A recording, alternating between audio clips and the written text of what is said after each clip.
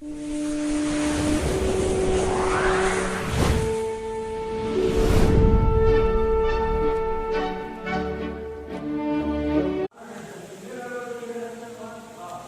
रटना नहीं समझना सिखाते हैं, हम रटना नहीं समझना सिखाते हैं, हम फेल नहीं पास होना सिखाते हैं, क्योंकि हम कामयाब नहीं काबिल बनाना सिखाते हैं।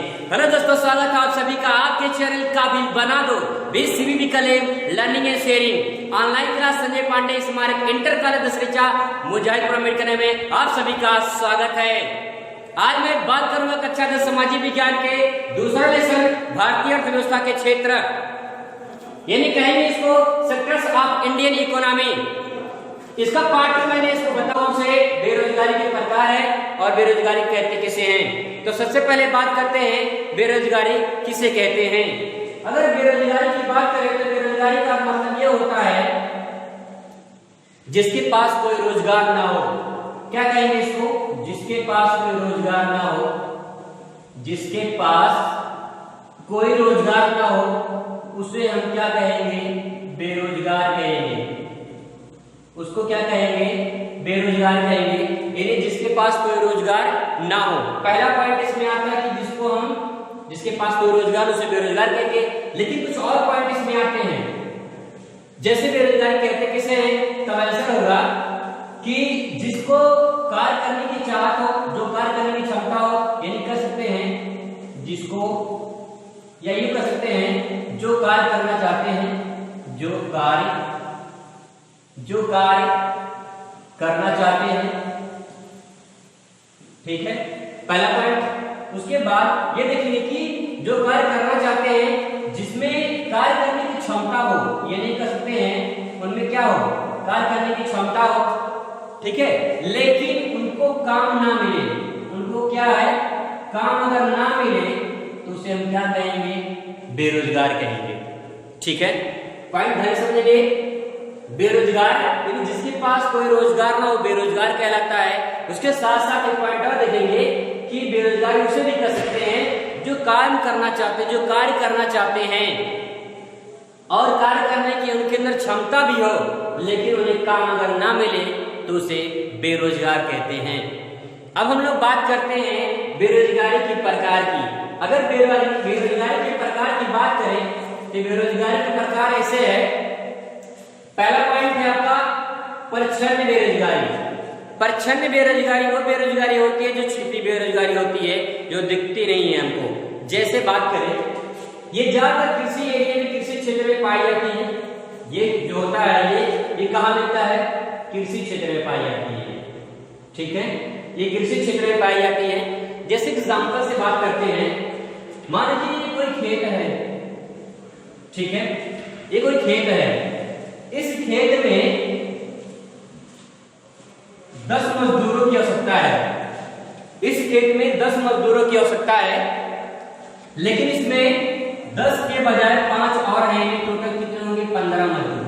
हमको 10 से मजदूर चाहिए, 10 से ही इस खेत का काम हो जाएगा, लेकिन 5 लोग जो है इसमें और एक्स्ट्रा लगे हुए हैं। ठीक है, तो ये जो एक्स्ट्रा लगे हुए हैं इसको क्या कहेंगे? हम छिपी हुई बेरोजगारी कहते हैं। इसको क्या कहते हैं? यानी किसी भी काम में आवश्यकता से अधिक लोग लगे होते हैं, जो उन्हीं को छिपी बेरोजगारी या प्रच्छन्न बेरोजगारी कहा जाता है। ये पॉइंट क्लियर हो गया? ठीक है, थोड़ा कपड़ा मंगाइए सब। तो यहां से क्या हो गया? यहाँ पे छिपी बेरोजगारी हो गई, यहाँ पे छिपी बेरोजगारी हो गई। अब हम लोग बात करते हैं, कपड़ा लेकर कपड़ा मंगाइए थोड़ा। ठीक है, तो यहाँ पे क्या हो गया? आपका हो गया छिपे प्रच्छन्न बेरोजगारी। अब हम लोग बात करते हैं खुली हुई बेरोजगारी। खुली हुई बेरोजगारी ये आपका औद्योगिक क्षेत्र में ज्यादातर मिलते हैं। कहाँ मिलता है? औद्योगिक क्षेत्र में। ठीक है, जैसे मान लीजिए कोई फैक्ट्री है, ठीक है, कोई फैक्ट्री है समथिंग मान लेते हैं। ये इस फैक्ट्री में काम होता है और उसमें 100 मजदूर काम करते हैं। ठीक है, 100 मजदूर इसमें काम करते हैं। इस कंपनी में 100 मजदूर काम करते हैं, लेकिन इस काम के लिए, इस कंपनी में काम करने के लिए बाहर पॉइंट को ध्यान से समझेंगे। एक कंपनी है, इस कंपनी में 100 मजदूर काम कर रहे हैं, लेकिन बाहर इसी कंपनी में काम करने के लिए लगभग समथिंग एक अबाउट मान लेते हैं कि 1000 जो है मजदूर बाहर खड़े हैं जो काम करना चाहते हैं इस कंपनी में, लेकिन उनको काम ना मिले। ये बाहर घूम रहे हैं, इनको कोई काम नहीं मिल रहा है, इनको हम क्या कहेंगे? खुली बेरोजगारी कहेंगे। क्या कहेंगे? खुली हुई बेरोजगारी कहेंगे। मतलब इनके पास कोई काम नहीं है, काम मिल नहीं रहा है, ये काम करना तो चाह रहे हैं बट काम नहीं मिल रहा, तो क्या ओपन है, खुले हैं, तो इनको क्या कर सकते हैं? खुली हुई बेरोजगारी कर सकते हैं। मौसमी बेरोजगारी की अगर बात करें तो मौसमी बेरोजगारी ये ज्यादातर यदि कृषि क्षेत्र से संबंधित है। तो अगर बात करें मौसमी बेरोजगारी की, तो मौसमी बेरोजगारी जैसे मान लेते हैं चीनी उद्योग है, ठीक है, चीनी उद्योग है, तो चीनी उद्योग एक समय के अनुसार एक मौसम में होता है, ठीक है। इसके बाद चीनी मिल जो होते हैं जब ये बंद हो जाते हैं, तो इस यहाँ पे काम करने वाले जो वर्कर होते हैं, श्रम शक्ति जो होती है, श्रम जो होते हैं वो बेरोजगार हो जाते हैं। तो कुछ समय के लिए होता है, मौसमी बेरोजगारी के अंतर्गत है, इसको हम क्या कर सकते हैं? मौसमी बेरोजगारी कह सकते हैं। ओके, अब बात करते हैं शिक्षित बेरोजगारी की। शिक्षित बेरोजगारी की अगर बात करें तो ऐसे बहुत सारे लोग हैं जो पढ़े लिखे शिक्षित हैं, वो काम करना तो चाह रहे हैं बट उनको प्रचलित मजदूरी दर पर जो भी मजदूरी होती है एक शिक्षित के लिए, ठीक है, जो वेतन होती है वो अगर उनको ना मिल पाए, काम करना चाहते हैं लेकिन वो वेतन उनको ना मिल पाए, तो उनको क्या कर सकते हैं? पढ़े लिखे बेरोजगार ना, पढ़े लिखे कोई काम ना पाना। ऐसे बहुत सारे लोग होंगे आपके गांव में, आपके शहर में होंगे जो पढ़े लिखे होंगे लेकिन उनके पास कोई रोजगार नहीं है, तो उनको वो काम करना तो चाहते हैं बट रोजगार नहीं मिल रहा, तो उनको क्या कहेंगे? शिक्षित बेरोजगारी कहेंगे। सिंपल। ये तो बात हो गई इस सारे पॉइंट की कि यहाँ पे हम लोग बेरोजगारी को समझने की कोशिश किया हमने, ठीक है। इसके साथ साथ आप एक किसी नोट्स तैयार कर सकते हैं। प्रचंड बेरोजगारी में आवश्यकता से अधिक लोग काम पे लगे होते हैं। खुली बेरोजगारी जो काम करना चाहते हैं लेकिन उनको काम नहीं मिल रहा है, वो घूम रहे हैं, ओपन है, तो उनको खुली बेरोजगारी कहेंगे। आपको एक डाउट हो सकता है कि आंसर तो सब मिल रहा है, लेकिन इसमें कहीं ना कहीं कुछ औद्योगिक कृषि क्षेत्र में पाया जाता है या औद्योगिक क्षेत्र में पाया जाता है, ठीक है। मौसमी बेरोजगारी जो मौसम के अनुसार होती है, एग्जाम्पल कोशिश किया आपको। शिक्षित बेरोजगारी जो पढ़े लिखे हैं लेकिन उनको काम अगर नहीं मिल पा रहा है, तो क्या है? पढ़े लिखे हैं लेकिन शिक्षित बेरोजगार, उनके पास रोजगार नहीं, तो क्या हो जाएंगे? शिक्षित बेरोजगार हो जाएंगे।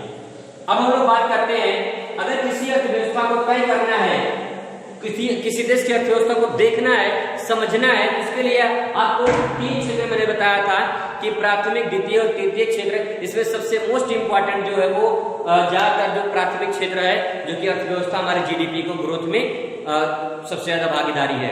उसके साथ साथ ये है कि अब जो है जो तीसरी अवस्था है, तीसरी यानी तृतीय क्षेत्र जो है वो काफी हमारे जीडीपी में जो है भागीदारी शामिल है उसका, ठीक है। अब बात करते हैं हम लोग संगठित असंगठित क्षेत्र। संगठित असंगठित क्षेत्र क्या होते हैं? ऐसे अर्थव्यवस्था को ये अर्थव्यवस्था में शामिल होते हैं, इसको समझते हैं।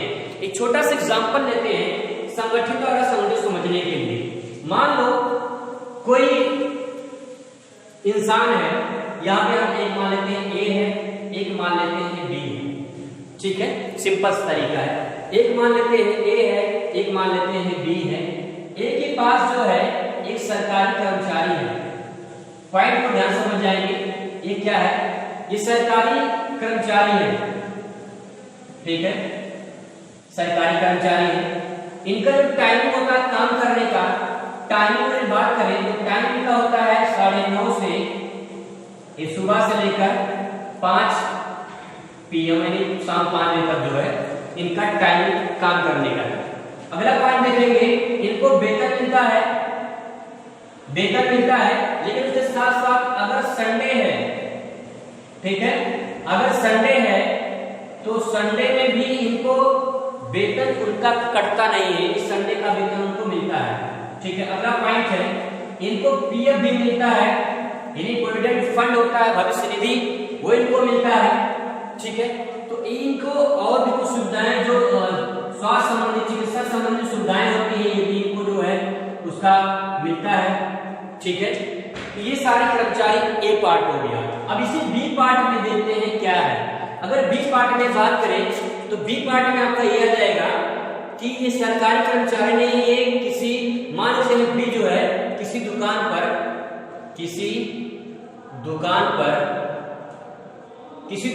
काम करते हैं।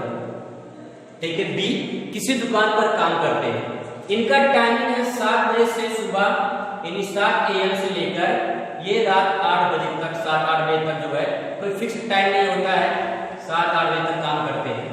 ठीक है, इनको भी वेतन मिलता है, वेतन इनको भी मिलता है। लेकिन अगर संडे ये नहीं गए या फिर कोई दिन की छुट्टी, अगर छुट्टी जो है अगर इन्होंने कर दिया, उसका क्या होता है, कटौती हो जाती है उसकी, वेतन में क्या हो जाती है, वेतन में क्या होता है, तब आंसर होगा कि वेतन में क्या हो जाती है, कटौती आती है, किसी दिन वो छुट्टी करते हैं। इनको कोई पीएफ वगैरह नहीं मिलता, चिकित्सा सुविधा कुछ नहीं होती है, और इनको कोई डर नहीं होता है। डर मतलब कि इनका एक कानून होता है, इनका एक दायरा होता है, जो दायरे में काम करते हैं, इनके लिए कोई कानून दायरा नहीं होता है। ठीक है, इनको काम से निकाला जा सकता है, इनको निकाला नहीं जा सकता है, इनको काम से क्या कर सकते हैं, इनको निकाला नहीं जा सकता है, लेकिन इनको क्या हो सकता है, इनको निकाला जा सकता है। ठीक है, इनको निकाला जा सकता है। अब ये पॉइंट जो है यहाँ पे, ये जो पॉइंट है यहाँ पे, ये संगठित है, इसी को हम क्या कहेंगे, संगठित कहेंगे। कैसे कहेंगे, मतलब कि वो जिसके पास एक जो कानून के दायरे में रहते हो, जिनको एक टाइमिंग के अनुसार काम करने हैं, जिनको वेतन मिलता है, उसके साथ पीएफ मिलता है, उसके साथ सुविधाएं मिलती हैं, ये संगठित होते हैं, और ये असंगठित होते हैं। ये क्या होते हैं, असंगठित होते हैं। यानी कि असंगठित अर्थात इनको कह सकते हैं कि इनके पास कोई नियम कानून नहीं होते हैं, इनके पास अपना खुद का रोजगार नहीं बल्कि दूसरे का रोजगार करते हैं, तो टाइमिंग फिक्स नहीं होती है, वेतन कटौती होती है, पीएफ की कोई सुविधा नहीं है, चिकित्सा की कोई सुविधा नहीं है, इनको कभी भी निकाला जा सकता है। तो ऐसे क्षेत्र में ऐसे लोग को क्या कहेंगे हम, संगठित क्षेत्र कहेंगे। इसको क्या कहेंगे हम, इसको कहेंगे संगठित, इसको कहेंगे असंगठित। ठीक है, तो पॉइंट यहाँ पे क्लियर हो गया होगा एक छोटा सा एग्जाम्पल के माध्यम से। निजी और सार्वजनिक की हम बात करें तो निजी और सार्वजनिक क्षेत्र होते हैं। निजी मतलब क्या, निजी मतलब प्राइवेट सेक्टर। अगर निजी की बात करें तो निजी मतलब जो प्राइवेट सेक्टर होते हैं, उसमें हम निजी में जैसे मान लीजिए टाटा, ठीक है, टाटा की बात करें, टाटा हो गया, बिरला भी हो गया, टाटा बिरला बहुत नाम सुना है। ठीक है, टाटा बिरला, इसमें आप और भी बहुत सारी कंपनियां हैं जो निजी प्राइवेट है। ठीक है, सरकारी में अगर बात करें, सरकारी में आपका भेल है, ठीक है, Bharat heavy electrical limited, electronics limited, भेल, एनटीपीसी है, ठीक है, नेशनल थर्मल पावर कॉर्पोरेशन। तो ये क्या है, सार्वजनिक क्षेत्र में आते हैं, ये क्या है, निजी क्षेत्र में आते हैं। तो ये जो क्षेत्र होते हैं, ये भी अर्थव्यवस्था में जो है बहुत सहयोग स्थापित करते हैं। मनरेगा का सबसे पहले पूरा नाम देखते हैं तो है महात्मा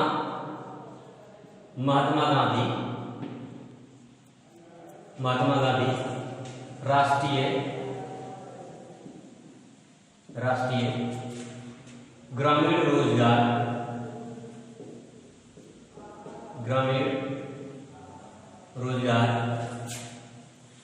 गारंटी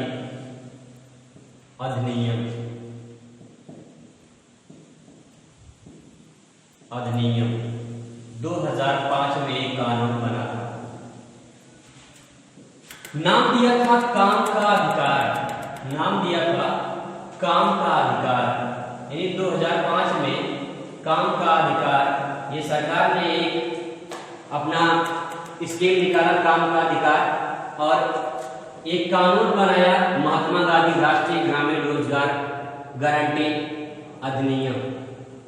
ठीक है, ओके, सॉरी फॉर दैट। तो महात्मा गांधी राष्ट्रीय ग्रामीण रोजगार गारंटी अधिनियम 2005 में ये जो है कानून लागू हुआ। ठीक है, तो यहां पे जो है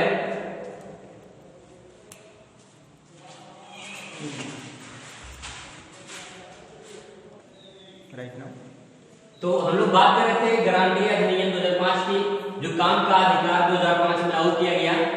पहले इसका नाम नरेगा था, पहले इसका नाम जो था नरेगा था। ठीक है, ये मनरेगा हुआ 2 अक्टूबर 2009। 2 अक्टूबर 2009 को नाम हो गया उसका मनरेगा। नाम क्या हो गया? मनरेगा, यानी महात्मा गांधी राष्ट्रीय ग्रामीण रोजगार गारंटी अधिनियम 2005। इस पे छोटा सा टिप्पणी लिखने का सकता है एग्जाम में, तो आप लिख सकते हैं महात्मा गांधी का पहले पूरा नाम लिख सकते हैं। पहला नाम इसका नरेगा था, 2 अक्टूबर 2009 को इसका नाम चेंज कर क्या किया गया? मनरेगा किया गया। काम का अधिकार एक स्कीम के तहत जो एक कानून लागू किया गया, इसमें क्या हो, भारत के लगभग 625 जिलों को, ठीक है, इस पे जो 625 जिलों को जो है रोजगार उपलब्ध कराने का ये इसमें जो है था। इसमें एक बात और कहेगी कि अगर सरकार द्वारा जो है अगर ये अधिकार उनको नहीं मिलता है तो उनको जो है वेतन भत्ता मिलेगा। ठीक है, तो जो है सरकार द्वारा क्या मिलेगा? उनको वेतन भत्ता जो है मिलेगा, जो है इनके लिए जो काम के बाद जो उनको काम अगर नहीं मिलेगा या स्कीम में अगर ये नहीं काम नहीं करती फिर तो उनको ग्रामीण लोगों को क्या मिलेगा? भत्ता मिलेगा। ठीक है, तो यहाँ पे ये पॉइंट कवर होता है। यहाँ पे हम लोग इसके बाद दूसरी वीडियो बात करेंगे। ठीक है, बस तब तक के लिए खुश रहिए, मस्त रहिए, पढ़ाई में व्यस्त रहिए। धन्यवाद।